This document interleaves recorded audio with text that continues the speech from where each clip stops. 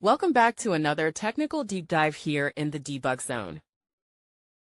Today, we're tackling a big question and breaking it down with insights from other users. Hopefully, this clears up some misconceptions and helps you get the answer you need. So, buckle up, stay a little curious, and let's jump right in.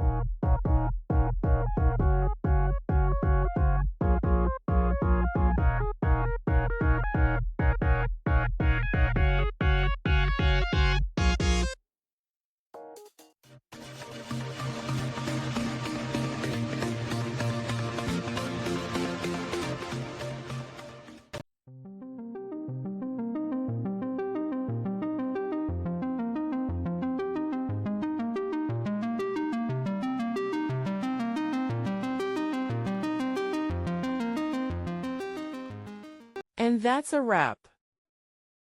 I hope you found the answer you were looking for. If you did, take a second to hit that subscribe button. It really helps out. And let me know in the comments which solution worked best for you. See you next time in the debug zone.